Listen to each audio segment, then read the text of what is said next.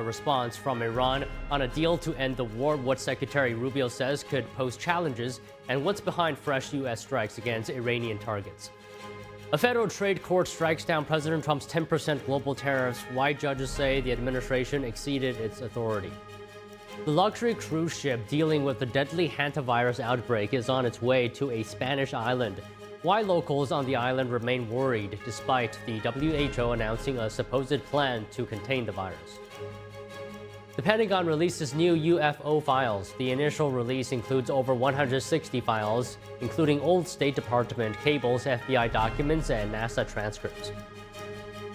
Virginia's top court overturns a Democrat-backed electoral map. The ruling preserves multiple Republican congressional districts ahead of the midterms. White House Chief of Staff Susie Wiles honored in Washington, President Trump praising her leadership and resilience in a recorded message.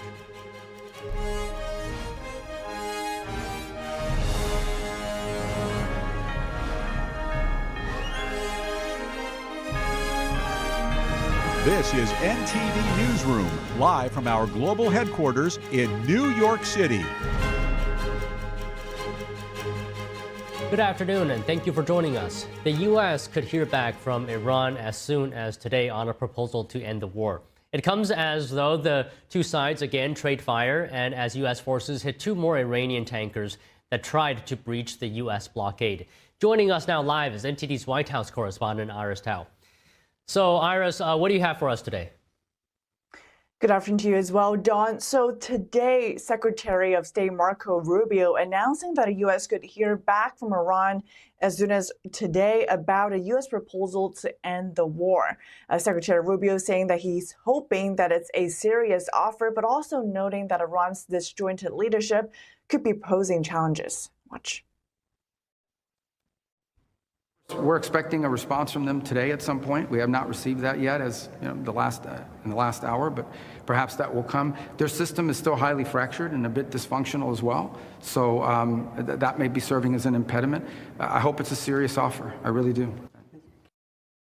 And it comes as the U.S. forces have now hit another two Iranian oil tankers that tried to breach the U.S. naval blockade in the Strait of Hormuz. The Central Command emphasizing that the naval blockade remains in full effect, actually just revealing new numbers, saying that they have now redirected 57 commercial vessels and disabled 4 to prevent the ships from entering or leaving Iranian ports. And that is to squeeze the Iranian regime economically, as the Central Command says that they're preventing oil worth tens of billions of dollars from reaching Iranian ports. Of course, the ultimate goal is to make sure that Iran comes to the negotiation table and make a serious response. Back to you.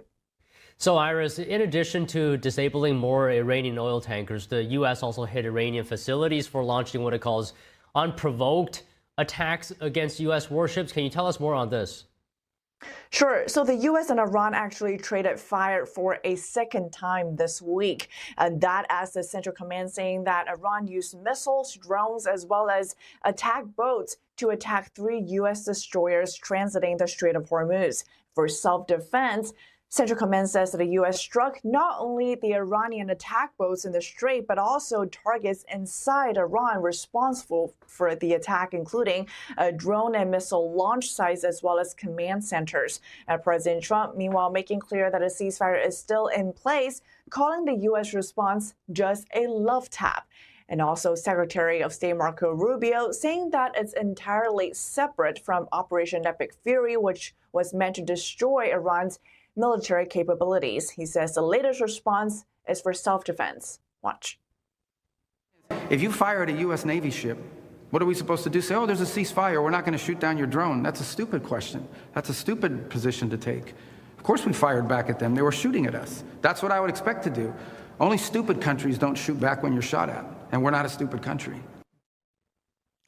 In other news, President Trump yesterday announcing that he will be raising the detention of Chinese pastor Ezra Jinmingru with Chinese Communist Party leader Xi Jinping during his visit to China. Meanwhile, it comes as it's reported that President Trump's administration is monitoring Chinese persecution of Christian and religious minority groups inside China. And that's after Secretary of the State Marco Rubio telling NTD at the White House that President Trump will bring up human rights issues during his visit. Don. And Iris, before I let you go here, President Trump this afternoon hosted some special moms at the White House. What did he say? Sure. So this afternoon in the Rose Garden, President Trump hosting military moms, including Gold Star family moms, as well as angel moms who have lost their children. And President Trump saying that he's making sure the border is secure to honor the sacrifices and losses of these angel moms who lost their children to illegal immigrants, and also touting his border policies. Watch. And today we're honored to be joined by many strong and truly heroic moms who have stood up for their children, both in life and in a very profound loss. In their honor, we've rapidly turned the worst and most dangerous border in the history of our country into the strongest border in American history. We have no people come in during the last 11 months. We have zero. And President Trump also using the occasion to highlight his policies meant to support American families, including tax credits, school choice expansion, and initiatives to lower the cost of living. Back to you. All right, Iris, thank you. Secretary of State Marco Rubio says the U.S. is expecting a response from Iran on its latest peace proposal. Joining us now to discuss is foreign policy analyst Rod Martin, founder and CEO of Martin Capital. So Rod, good afternoon to you. Now, as you're aware, there was a confrontation between the U.S. and Iran yesterday, and this is amid a ceasefire. And Secretary Rubio said the U.S. military action against Iran yesterday was separate from Operation Epic Fury. I just want you to take a listen to this clip here of what he said. If you fire a drone or a missile at our destroyer, what are we supposed to do? Let it hit it? We have to respond to it. We have to knock down the missile, and we have to knock out whatever it is that launched that missile. The alternative is to let it sink one of our ships. That's crazy. So, of course, we responded to it. Okay, so Rod, your comments on Rubio's response. Well, there are multiple messages being sent here. You know, for the people who actually know what's going on, and by that I mean the Chinese general staff, they realize that the destroyers in question are Arleigh Burke Flight 2 destroyers, which means they're not even the latest and greatest technology. I mean, you attack these destroyers and you just die. And not only do you die, but your buddies back on shore die too. So, you know, this isn't even latest, greatest stuff. And we have a lot of latest, greatest stuff, and we have a lot of new stuff coming on after that. So China's looking at this and thinking about the Taiwan Strait. They're also thinking about the fact that we're in no hurry to open the Strait of Hormuz. Trump demonstrated very clearly an ability to open the strait and then went back to the ceasefire. Well, what's the point of that? Well, it's reminding the Europeans, we don't need this oil and you're not being helpful. And it's reminding the Chinese, we don't need this oil. And you have gas lines across China right now because the strait is closed. So that had an immediate impact. And we saw it yesterday when the Iranian foreign minister goes to Beijing and gets a tongue lashing from the Chinese, who are supposedly their allies. They're saying open the strait. They're saying make peace. That's exactly the opposite of what all the doomsayers said would happen. China was going to come in with troops and forces, and it's going to be World War III. No, none of that was ever going to be true. And Donald Trump and Marco Rubio understood that flawlessly when they launched this operation. So we still have plenty of people with TDS who are desperate to portray this as some kind of loss. But the truth is, we're in the process of reordering the world here, and a lot of people are sitting up and taking notice, regardless of their public words. Okay, on that note, you're saying we're trying to reorder the world. Rubio said that we actually might get a deal today. So just take a listen to this clip. We're expecting a response from them today at some point. We have not received that yet, as you know, in the last hour, but perhaps that will come. Their system is still highly fractured and a bit dysfunctional as well, so that may be serving as an impediment. So Rod, what is your feeling right now on if we're actually close to a conclusion of this war? I doubt very much that we're going to get a negotiated settlement that Donald Trump is willing to live with, because his terms are basically unconditional surrender, regardless of what he calls it. He's not going to make them wave a white flag. He's not going to have an Appomattox courthouse or USS Missouri kind of ceremony, but he is absolutely going to demand the fruits of this overwhelming military victory. And I don't see these Iranian leaders wanting to give it to him. So, who can wait whom out? That's the question. And the Iranians have thought that they could wait out Donald Trump because the midterms are looming and, all this causes so much pain to the American consumer. Well, actually, gas prices are much higher in nearly every country in the world than the United States. We're actually under pretty good control. We've got incredible jobs numbers. We've got tremendous CapEx. Everything's coming together for an economic boom midsummer. No matter how many people want to pretend that's not true, the numbers are plain. So Trump actually has more room to wait the Iranians out here than they think. Meanwhile, we're getting reports that the Iranians are actually dumping oil into the Persian Gulf because they simply don't have any more storage capacity, as we've discussed before. And at that point, you either start having to create an environmental catastrophe, which they seem somewhat willing to do, and that'll bring down the condemnation of the world. The Europeans will actually care about that. Or you actually have to shut in oil fields, a lot of which are fragile. And, if Iran starts having to do that in the next few days, they might permanently lose 500,000 or 600,000 barrels a day capacity because some of those fields won't be capable of being restarted. So are there any circumstances in which the Iranian regime will actually agree to President Trump of getting rid of its nuclear program and giving its enriched uranium to the U.S.? Is there any circumstance where the Iranian regime will do that? It's kind of hard to imagine, but it's not impossible. I think, the factionalization that we've been talking about and that the Secretary of State was talking about is really the dominant factor. All these guys are looking over each other's shoulders. It's why in the first Islamabad meeting, we had 70 Iranians show up. Well, none of them trust each other. They're all trying to make sure that this faction over here doesn't sell out that one over there. So they're kind of in a hard place and they don't really have anywhere to go. So the longer you run them out of money, and that's really the crucial point of the blockade, which we have not let up on at all during this ceasefire, the blockade is depriving them of between $400 and $500 million a day for a country that is very much a third world economy. These people do not have that kind of money to lose. This is catastrophic, and it means that they don't have the resources to carry on the war beyond a certain point. So again, we're back to that game of chicken. Do they believe that we can outlast them? So far, they haven't. Do we believe we can outlast them? My guess is betting against Donald Trump on this would be very, very foolish. So do we get to a negotiated settlement? Maybe, if and when that happens. I don't think it's going to be this regime in place. I think it's going to be key leaders of this regime negotiating their exit package to go live on the French Riviera and some kind of transition come into place. I don't see them being up for that quite yet, but that doesn't mean they won't be. And if something doesn't break pretty quickly, I think Trump resumes bombing. And when he says it will be more intense than before, you may trust him that it really will be.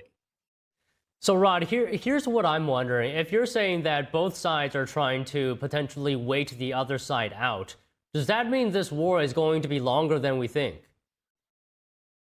Not necessarily. I mean, the real ticking clock here is the oil, because at a certain point, you simply run out of places to put it. And like I said, I saw some video about an hour ago that suggests pretty strongly the Iranians are dumping at least some oil into the Persian Gulf just for lack of storage capacity. one of the reasons that we're disabling tankers going to Iranian ports, rather than just letting them go there and then not letting them leave, is every one of those tankers has a tremendous amount of additional storage capacity the Iranians could use to offload oil that otherwise would need to stay in the ground. But the only way it stays in the ground is if they actually shut off the pumps, if they actually shutter the fields. That is a potentially catastrophic thing for the Iranian economy. So they're between a rock and a hard place. We are hitting that point at which that becomes very, very real for them. And I think the president knows exactly what his timeline is. I think if you're going to have a game of chicken here, you better bet on the president. Too much of your time, but I have a couple more questions I'm wondering here. Do you think the U.S. to this point has achieved most of its objectives? Where are we right now? Yes, virtually all objectives have been met. The unspoken one that we're all hinting around is regime change. You know, the president was very careful not to enumerate it as one of his specific war aims because you don't know if you can really pull it off. We honestly don't know if that can be done in part or large part through an air campaign. Never been done before. And yet, as you know, we spent 2.5 weeks before the ceasefire taking out individual IRGC units on the ground with drone strikes. We're doing this stuff by remote control from Tel Aviv and Nevada. It's just ridiculous what we're able to do now. And of course, we're going to turn up the heat dramatically if we can't get to a deal. So yeah, I think all the other objectives are largely met. Can they build a nuclear weapon anytime soon? Probably not. Can they reconstitute their nuclear program with anything except the already enriched uranium that's buried somewhere? Well, no, not really. And is there any indication that this president won't go bomb those centrifuges again? No, there's no indication that he won't just come right back. This is our second time in a year. So there's every reason to believe that what we've seen in the decimation of their air defenses, the decimation of their actual Air Force, the eradication of the factories that make the mines that go in the strait, the factories that make the missiles that could launch some kind of terrible barrage at Europe or Diego Garcia or Israel or potentially someday the United States. All of those things have been wildly effective. We can do more, but it's almost to the point of diminishing returns in terms of military targets. Okay, Rod, just one final thing here. If you're saying that the U.S. has virtually achieved its objectives in Operation Epic Fury, what's a better move right now? Wait for Iran to submit a proposal or declare victory?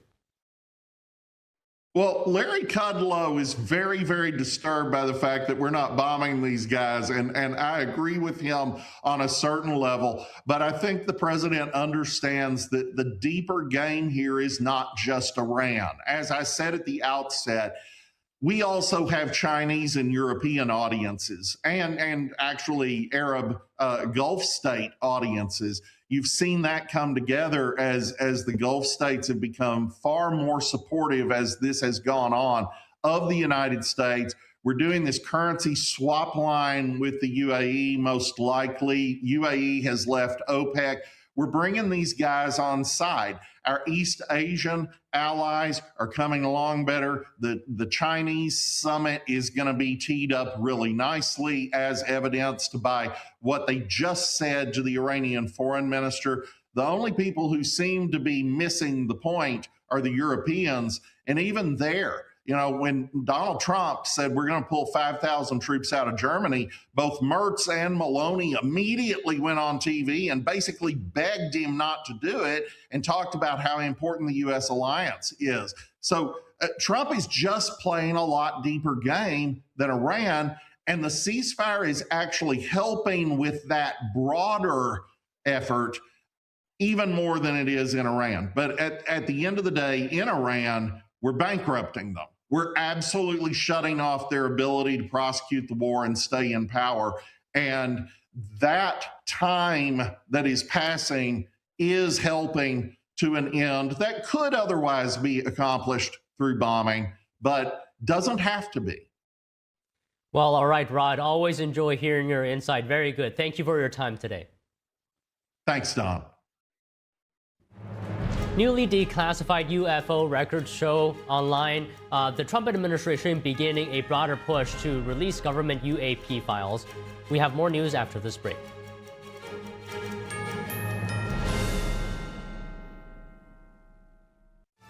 This spring, New York City comes alive.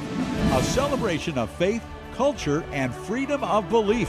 Thousands take to the streets of Manhattan to share a message you don't want to miss.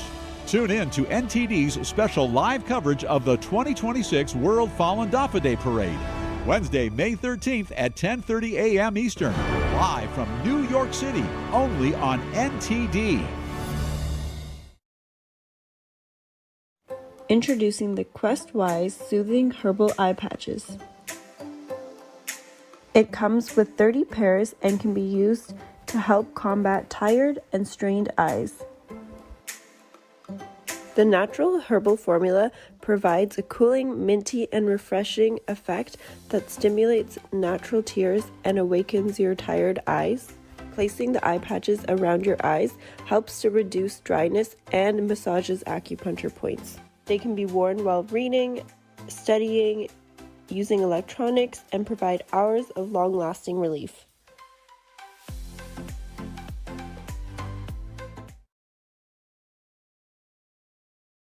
I think building kindness in children from a very young age is foundational to their growth, to building their character, to allow them to share with each other in a classroom and in a space that is safe, like in the Ganjin World platform. I'm a New York State certified teacher. Currently, I teach in a public school in upstate New York. And I'm also a Ganjin World Campus channel creator. I've been fortunate to use Ganjin World's Teachers Premium channel for the past 3 years, and it's been shaping my curriculum and teaching, both in the classroom setting and in our homeschool. If children can learn to support each other from a very young age and encourage each other and help, it'll only strengthen the future of our society. You can just assure yourself everything on Ganjin campus, on Ganjin World, it will be safe, it will be clean. Sparked many positive changes in our students.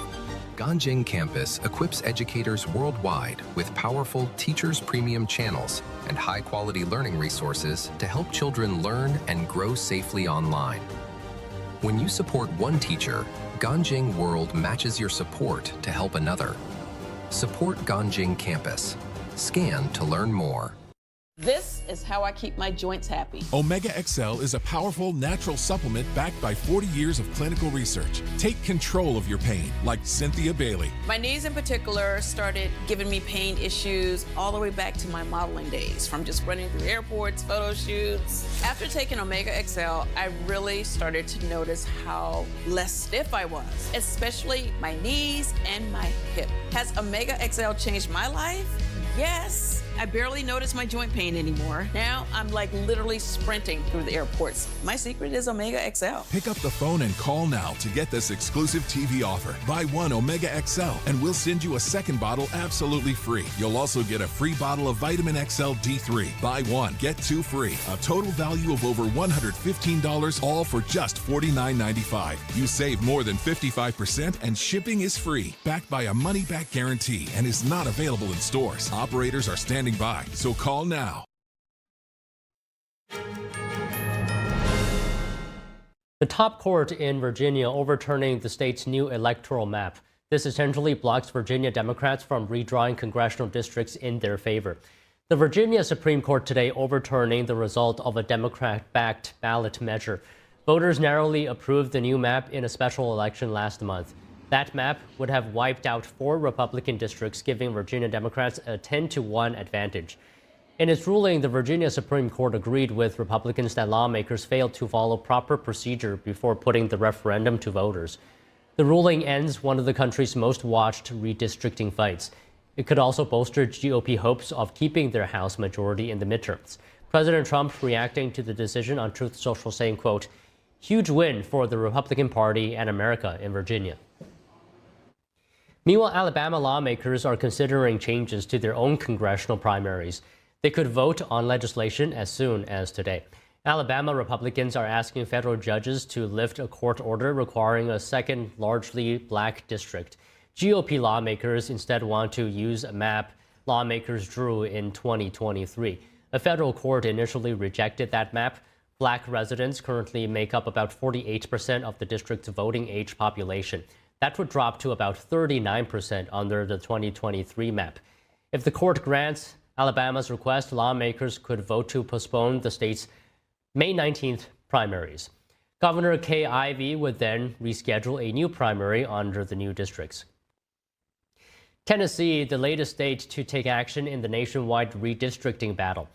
State lawmakers and the governor swiftly approved a map that breaks up the state's only Democrat majority district. Protests erupted inside the state capitol. NTD's Melina Weisskopf reports. The sole Democrat-held seat and only black majority voting congressional district in Tennessee eliminated. It's Congressman Steve Cohen's Memphis-based district. The maps were drawn to maximize the potential Republican partisan advantage by winning and having a chance and opportunity to win all 9 congressional districts for the Republican Party. Protests erupted inside of the state capitol during the special session. Governor Bill Lee signed the new map yesterday after swift action from the Republican-controlled House and Senate. It comes after the Supreme Court ruled that congressional districts must not be based on race, though opposing Democrats aren't convinced. How can we sit here and say that this is not about race when nearly half of the black people in the state of Tennessee live in that corner of Tennessee that you are deciding to carve into 3 different congressional race spaces when right now there's only one. Republicans say the new map is a historic opportunity to maximize the conservative representation of Tennessee. The lieutenant governor calling it a fair and legal congressional map that reflects the long-standing conservative character of Tennessee. For the first time in history, to have an all-Republican delegation sent from Tennessee to Washington, D.C. to represent conservative values, to represent conservative principles. Democrats have launched an effort to counter Republican gains in several states. The party this week just launched a campaign to weaken Republican seats in New York. Reporting from Washington, D.C., Melina Weisskopf, NTD News. Former FBI Director James Comey will go to trial in July over his 8647 social media post. Prosecutors argue Comey's actions last summer constituted a threat to President Trump. Comey already waived his initial appearance after surrendering in Virginia. Comey posted a photo of seashells last summer he says he came across while on a walk. The seashells were arranged to read 8647. The former FBI director claimed he believed the arrangement was a political message, not a call to violence against President Trump. The 47th president, by the way. Comey will be arraigned June 30th in North Carolina. The luxury cruise ship dealing with the deadly hantavirus outbreak is on its way to a Spanish island. Officials explain how they plan to contain the virus once passengers leave the ship, but locals on the island remain worried. NTD's international correspondent Arian Pasdar has the latest. So the ship has finally left Cabo Verde. It's on the move, on its way towards the Canary Islands. The WHO on Friday saying the cruise ship dealing with a hantavirus outbreak is scheduled to arrive in the Spanish Canary Islands on Sunday. From there, passengers are expected to immediately board planes to be flown to their home countries. This includes at least 17 American citizens. One major question is how health authorities plan to make sure the virus won't spread as passengers leave the ship. They are doing health check, obviously, looking at any sign like fever or small signs that we feeling unwell. Yeah, exactly, like general fatigue, something like that. But on top of that, the epidemiologist colleagues, they are looking at understanding what happened in that boat and what were the interaction, especially with the case that were previously confirmed. However, symptoms of the hantavirus, like fever or fatigue, can in some cases start only 8 weeks after exposure. People working at the port in the Canary Islands are against the seemingly unplanned arrival. with some saying they received no official information on how they should protect themselves. The problem is for the passengers to have contact with people living here on the island, and because of carelessness, the virus gets spread, and then we need to find ourselves in quarantine. President Trump on Thursday saying he remains confident the virus is under control. It's very much, we hope, under control. It was the ship, and I think we're going to make a full report about it tomorrow. We have a lot of people, a lot of great people studying it. It should be fine. We hope. Now, as we previously reported, the virus is widely believed to have come from here, from South America. Now, if you remember the COVID-19 origins, it was first reported that it came from a fish market in Wuhan, China, where people ate a bat soup.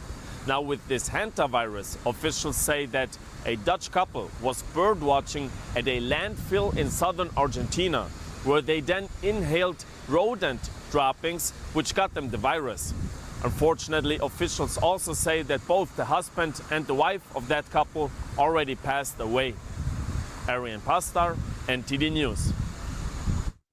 Good news for the economy. The labor market delivered another upside surprise in April.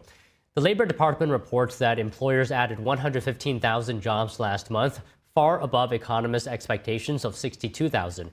The unemployment rate held steady at 4.3%, while private sector hiring also beat forecasts. Healthcare, transportation, and retail helped lead the gains. Government payrolls edged lower in April, driven largely by a decline in the federal workplace. The stronger than expected report is likely to reinforce the Trump administration's message that the U.S. economy remains on solid footing. White House economic advisor Kevin Hassett says businesses are investing and factories are going up. Listen. We've got capital spending. The factory boom that President Trump has talked so much about is visible everywhere. We've got about 70,000 people who have jobs now building factories. Those factories are going to end up, putting machines in and creating jobs. We have the capital goods that go into those factories were up in March 3.3% just for the month alone. I'm not talking. Wall Street cheered the better-than-expected jobs report as well as the prospects of a peace deal between the United States and Iran. Meanwhile, a federal trade court strikes down President Trump's 10% global tariffs imposed earlier this year. The three-judge panel ruling 2-1 that the administration exceeded its authority when imposing the tariffs without congressional approval. The court also issuing a permanent injunction blocking the government from collecting the duties from Washington state and two companies that brought the lawsuit. Judges say the administration failed to identify the specific economic conditions required under the law to justify the import tariffs. The tariffs under the Trade Act of 1974 took effect in February after the Supreme Court struck down separate tariffs imposed under emergency powers. The Trump administration is expected to appeal the ruling and could move to replace these tariffs with others. The Pentagon is releasing new UFO files. The release comes as the Trump administration begins the process of identifying and declassifying government files related to unidentified anomalous phenomena. In addition to the Pentagon, the initiative involves the Director of National Intelligence, the Director of Energy, the FBI, and NASA. The initial release includes over 160 files, including old State Department cables, FBI documents, and NASA transcripts. A small group of congressional Republicans is pushing for more declassification. In March, Representative Anna Paulina Lula requested the release of 46 UAP videos identified by whistleblowers. Those who are interested can now access the latest UAP videos, photos, and original source documents at war.gov/UFO. And coming up, we talked to a doctor about how to deal with allergies during pollen season. She says showering at night could actually help. Find out more about this right after this break.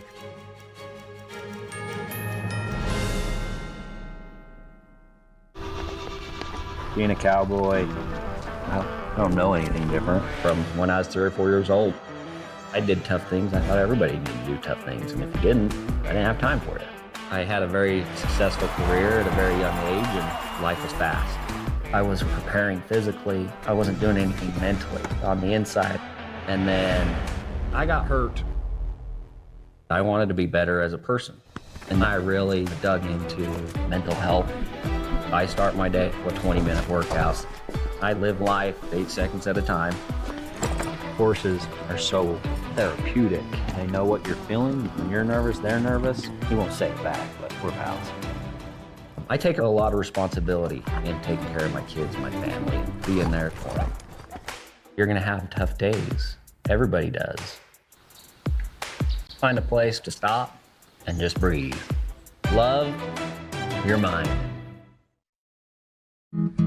Where did the time go?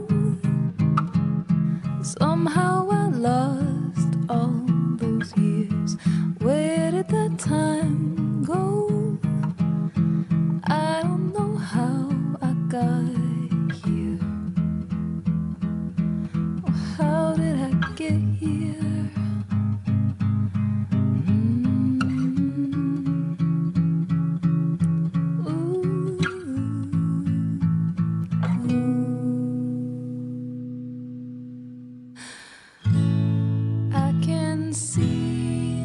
You've done the hard part. You quit smoking. Now do the easy part and get scanned for lung cancer. If you smoked, you may still be at risk, but early detection could save your life. Talk to your doctor and learn more at savedbythescan.org. We said we'd never give in to a meltdown. Okay. And we'd never babysit with a screen.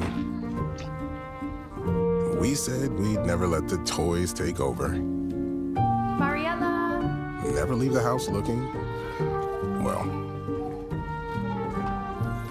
and never let them out of our sight.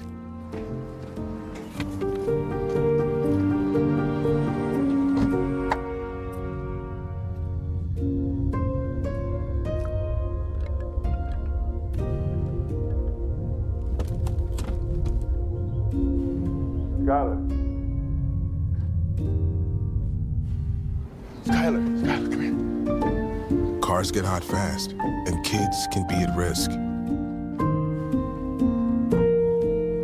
Before you leave the car, always stop, look, lock.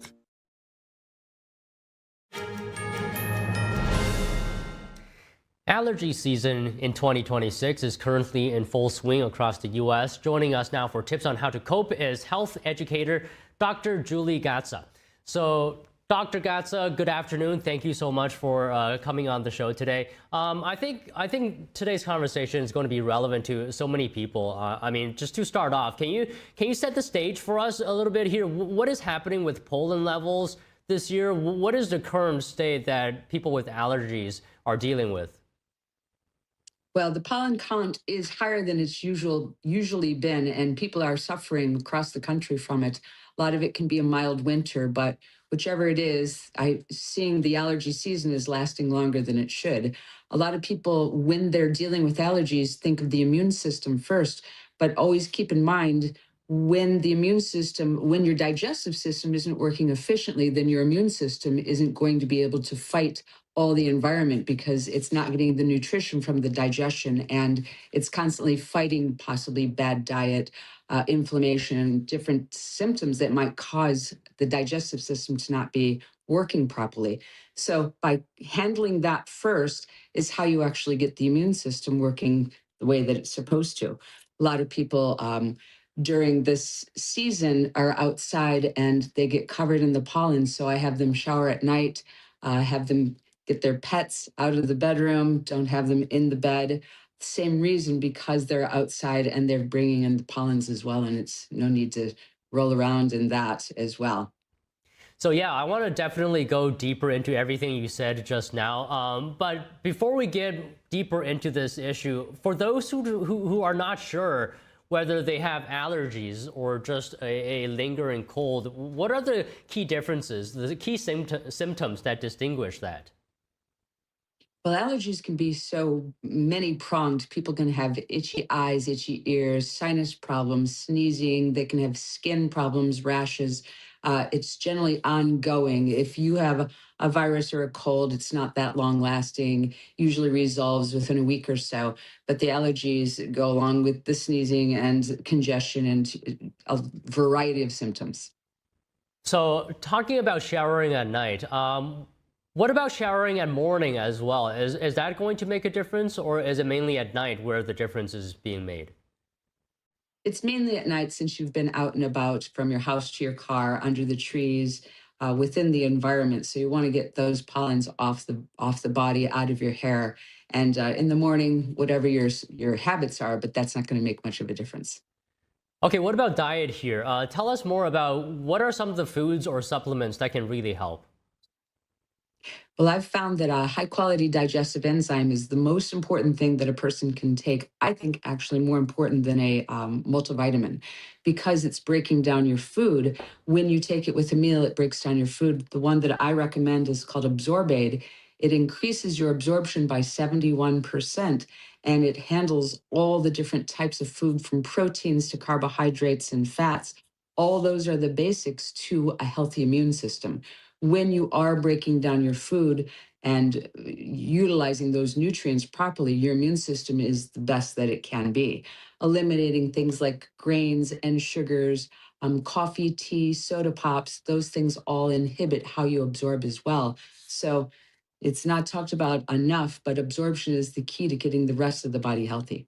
Right, absorption is key. So for those, who might have weaker immune systems right now and they want to improve that, how long would it take? Would it take like many months, or is it really quick? It's quite fast. If somebody was to take, let's say, the Absorbaid at night, when you take it at night, not with a meal, it breaks down viruses, proteins, it breaks down bacteria and toxins. So if you're inflamed at night and your sinuses are inflamed, you can take a few of them at night. It will break down the inflammation. In the morning, you can feel better just from taking that enzyme, and it's not breaking down your food. Within a week's time, a lot of people can see a tremendous result in their symptoms just because they're increasing their digestive process, they're enhancing the immune system, and it really makes a difference. Okay, so doctor, earlier you talked about some foods that may be counterintuitive to trying to get better in terms of allergies. You mentioned soda pops. I'm wondering if you have a few more of those foods that you can talk to us about where you should avoid. Well, sure. I mean, anything that's coming from a package, a box, a can, if it's not on the perimeter of the grocery store, then you're probably eating something that has more than one ingredient, and usually ingredients you don't even understand what's in it. So shopping on the perimeter means you're getting your fresh meats and vegetables, all the different things that way. When you go on the inside of the grocery store, now you're getting things in packages, boxes, and cans, lots of ingredients, carbohydrates, cereals, all those things. They're not helping the body. They certainly taste good, but you want to keep the food to one ingredient type food in the first place. We do have an American diet where we eat a lot of fast food, and maybe it's easier, or I should say better, for you to stop at your local grocery store and get a chicken, get some eggs, get a salad, rather than running yourself through the fast foods and once again putting stress on your digestive system. When that's occurring, your immune system then has to fight without all the nutrition that it should have from a good diet. Would you say there's any difference at all comparing whole foods to regular foods? Whole foods. I mean, meaning... organic. Sorry, not whole foods. I meant organic foods, or organic chicken, for example. Comparing that to regular. I think it's a vast difference, but not everyone can afford to do that.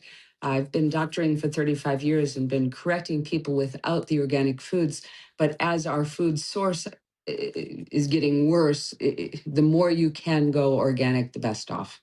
Right. Okay. So let me ask you this. It just popped into my mind. I mean, I'm by no means a health expert.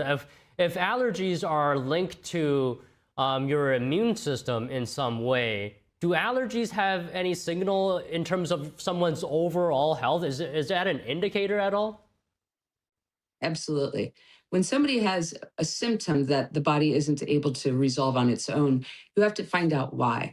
Well, what's generally happening is we give a medication to try to handle the symptom, and that's making another body part have to work harder. So the side effects are another body part is overworked. So if we can get to the source of why somebody has symptoms of, let's just say, chronic sneezing and allergies, congestion, I've found that correcting the digestive system will enhance that tremendously, and then the sneezing stops, the congestion stops.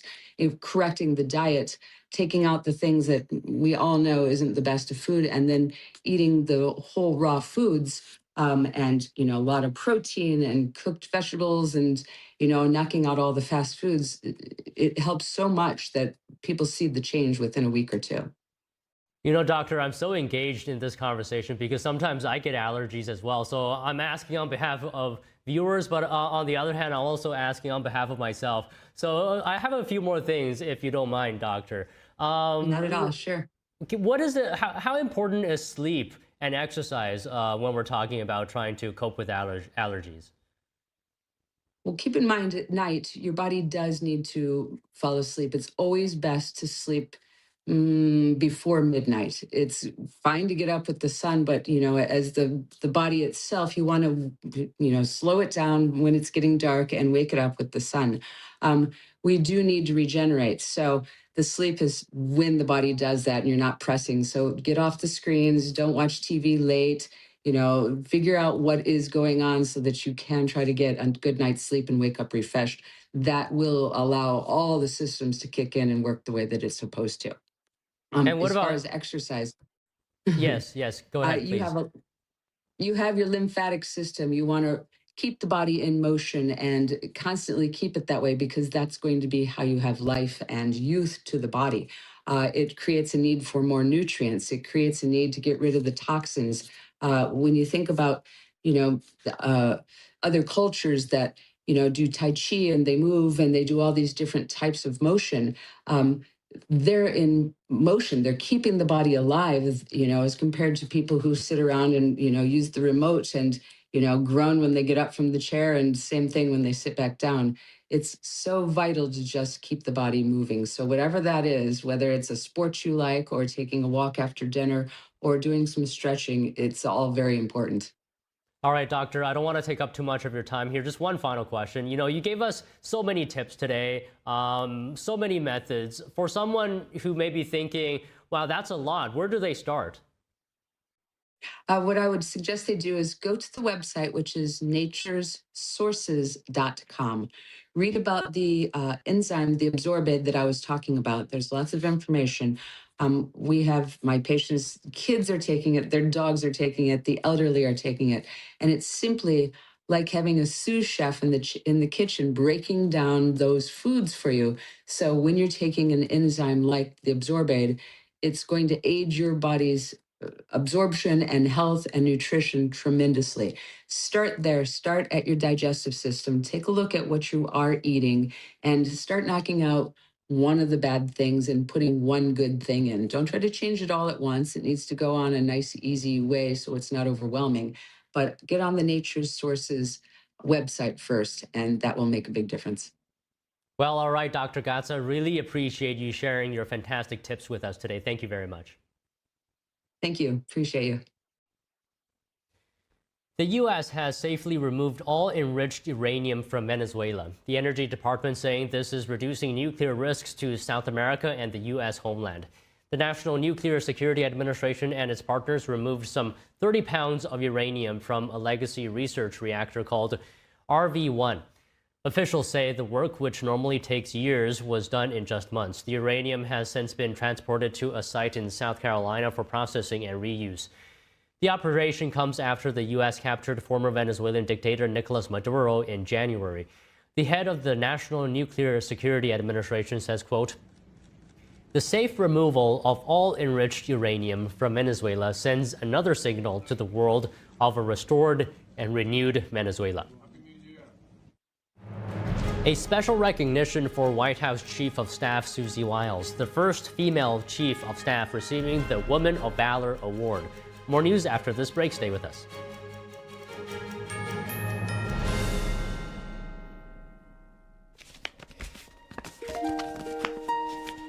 Sweetie, are you ready to go?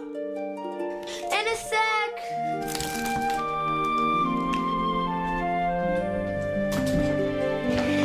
Do you think Granny will like this? Of course she will. Let's go. Hello. Hi. So good to see you. Come in, come in, come in. Mom, thank you for everything. Oh my goodness. Wow, that is so beautiful. I love the color. Oh my gosh, the leather. Thank you so much. Mom, thank you for everything. Oh, wow. It's like magic. It's adorable.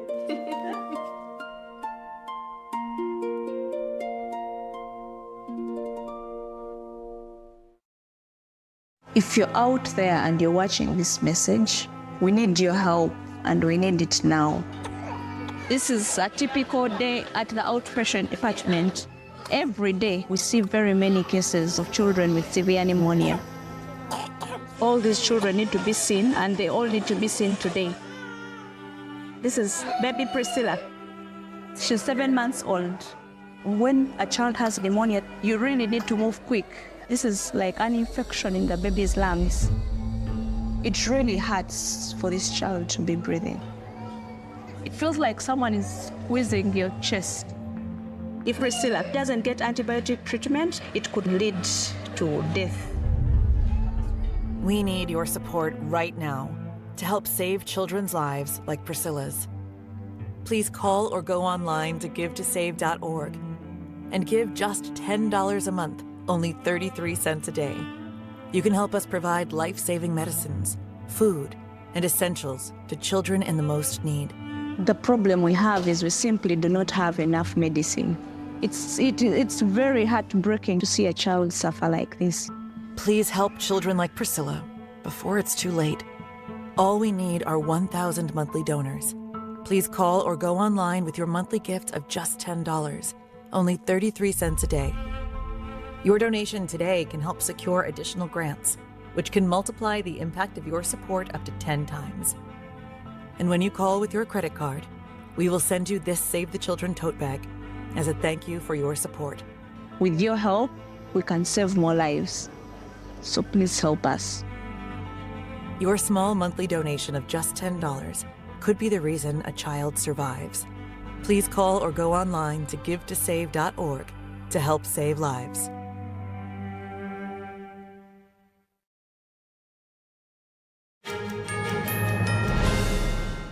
A special honor for the White House Chief of Staff. Susie Wiles received the Barbara K. Olson Woman of Valor Award at the Independent Women's Annual Gala in Washington.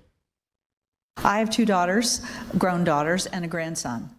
And so I wake up every morning thinking about what I can do just in my little piece of the world to make the world and their lives better going into the future.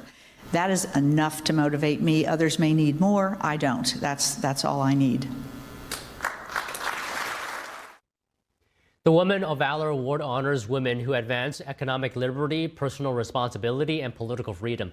The president of Independent Women calling Wiles a key force behind President Trump's political success and White House agenda. In a recorded message, President Trump congratulating Wiles, the first female White House Chief of Staff in American history.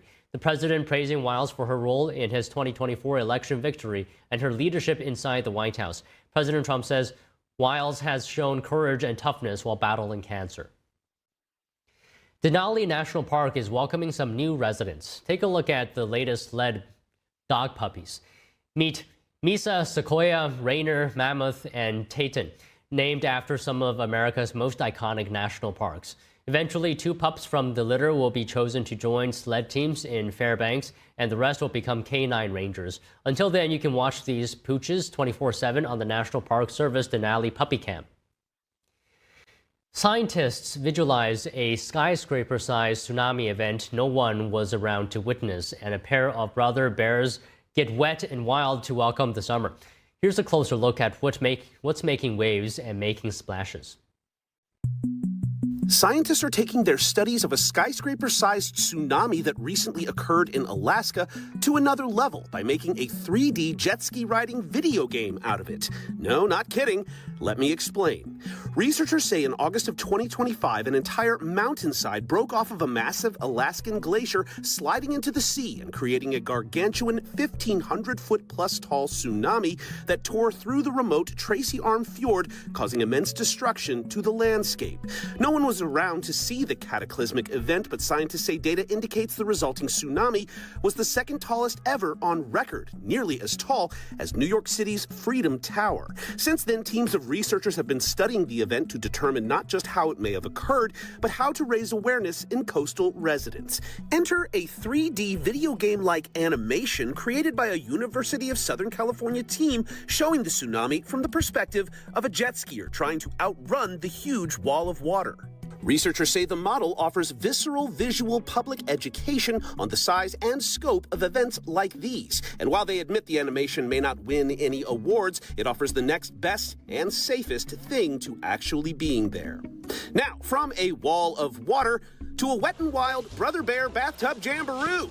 That's what folks at the Oregon Zoo recently shared on social media, showing a pair of orphaned bear siblings enjoying a spirited splash in a 300-gallon tub in the Northwestern Zoo's Black Bear Ridge habitat. The playful dip was the first of the season, according to the zoo, which labeled the vid simply, "Tubs out, Cubs out." And while the thrashy, splashy glee wasn't exactly a tsunami, ooh-wee, they sure did soak their surroundings while soaking up some sun.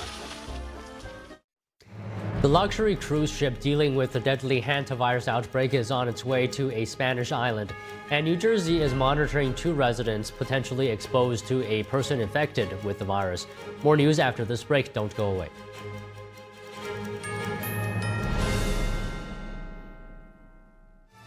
This spring, New York City comes alive. A celebration of faith, culture, and freedom of belief. Thousands take to the streets of Manhattan to share a message you don't want to miss. Tune in to NTD's special live coverage of the 2026 World Falun Dafa Day Parade.